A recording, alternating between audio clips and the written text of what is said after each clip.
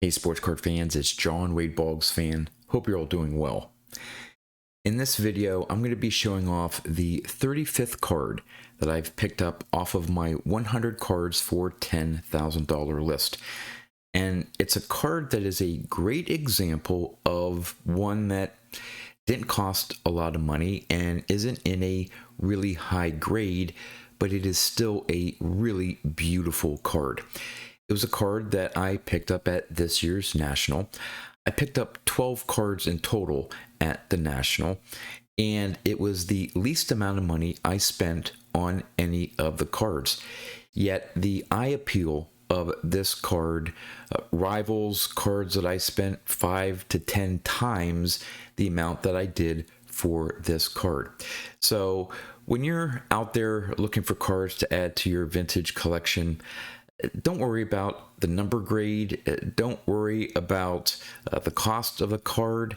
If you see a card out there that has great eye appeal to you and you can get it in a lower grade and save some money, my advice to you is go get that card, because if you find one with the right eye appeal, you're going to really love it as part of your collection. So I'm going to turn the camera around, show off this 35th card, as well as some of the other cards that I have in my collection from that set. So let's go check them out. And here is the card. The 1971 Topps Ernie Banks, his last playing days card. I'm hiding the number grade on this because I want you to just take a look at this card.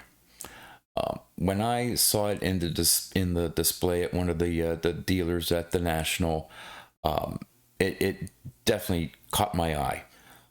Obviously, the price tag on it with the amount of money I had. Actually, this was the last card that I picked up at the National, and made a deal. I'll get into the numbers, but made a deal for what basically I had left to spend. But I saw the card, loved the centering with these 71s. There's really no really noticeable, unless maybe you look really close, any chipping off the card. It's just an absolute gorgeous looking card. Love the centering on it. Just this eye appeal just blew me away. So after looking at this card, what do you think the grade was? And again, I didn't look at this at a certain number grade. I was looking for the price tag. I saw a card and was hoping to make a deal with the remaining money I had left to spend. Fortunately, was able to make a deal for it, but I wasn't looking for a particular grade. So what do you think this card graded? Well, it was a PSA 4. So to me, this could have been a 5, a 6. Just, again, I didn't care about the number grade. I just love the card. And the back, I mean, check out the back as well. Just beautiful. I was so happy. Again, this is the least amount of money I spend on any card at the National. Yet this may be, I've shown off the bench rookie, the Reggie Jackson rookie, the Mike Schmidt rookie, and am I over the moon in finally having those as part of my collection? Yes, but this could be a sleeper as one of my favorite pickups at the National. And I didn't pay a whole lot for this card.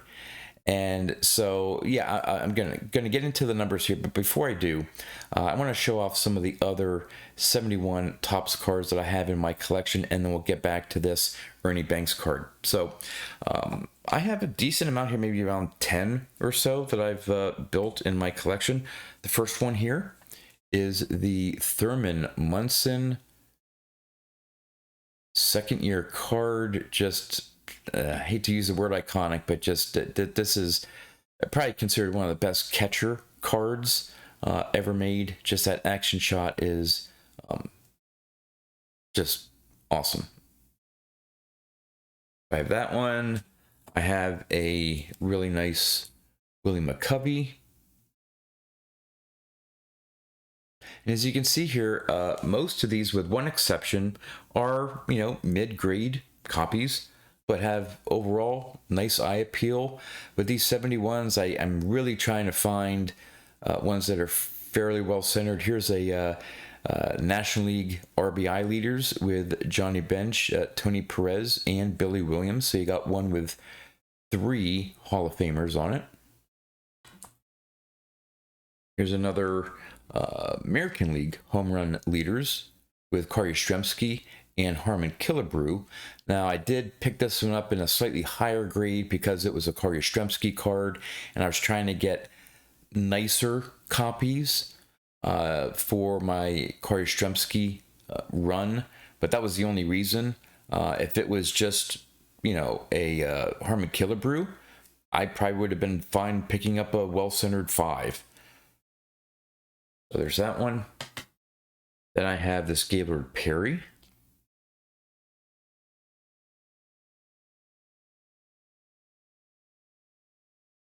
This Tom Seaver.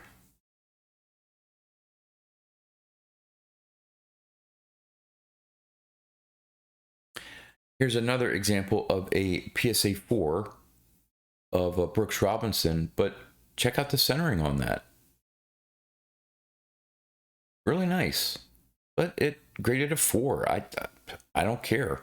And again, because this is a 4, this card isn't worth a whole lot of money, but hey, I picked up a great looking Brooks Robinson card from my collection inexpensively, so I love that. A couple more here. Have the Hank Aaron, toward my Hank Aaron run. And finally, I splurged on this one. Once I saw it, I could not walk away from it. It was a couple nationals ago. I told the story. I saw a copy in the PSA 7, and the dealer also had a PSA 8. And when I saw the difference of the two, I decided to open up my wallet and pay the extra for the PSA 8. It's one of my favorite Corey Yastrzemski cards. I just absolutely love this card. Such an amazing example of that 71. When you get 71s that have great eye appeal, they're just beautiful cards. All right, back to the Ernie Banks. All right, as I mentioned, this was the last card that I picked up at the National.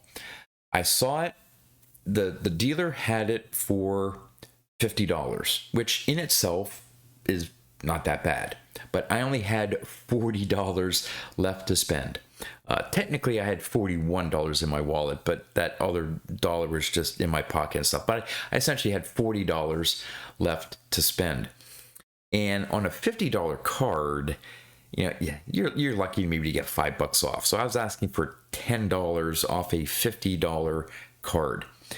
And this wasn't like a Sunday deal where, hey, it was, Sunday afternoon, they're getting ready to pack up, and maybe they're willing to do a last minute deal. This was a Wednesday, or this was a Friday pickup. So right in the middle of the National, they could have said, oh, no, the most I can do is 45. But I said, hey, this is my last $40. Would you take it? And they said, yep, I'll take it. So picked this up for $40, which was an even better deal for me. So let's get into the numbers, as I always do for these 100 cards for $10,000 videos. On my list, I had this Ernie Banks card in a PSA 6, and I figured I would have to spend $120 for a PSA 6. Now, I've mentioned this every video, but in case this is the first time you're watching this, my intention in putting the list together was not to go out and buy a PSA 6 and spend, in this case, $120 for this Ernie Banks. My goal was to try to save money, and sometimes that means dropping down a grade, or in this case, 2 grades. So obviously I already mentioned that I spent $40. So by dropping down 2 grades and getting in my opinion, a great deal on it, I saved $80 from what it was on my list at. Now, how did I do for PSA 4 copies? Did I get a good deal for a PSA 4? Well, currently in VCP's database, the low end of 71 Topps Ernie Banks cards in a PSA 4, most likely off-center copies. On the low end, they go for around 26 bucks. On average, they go for 40.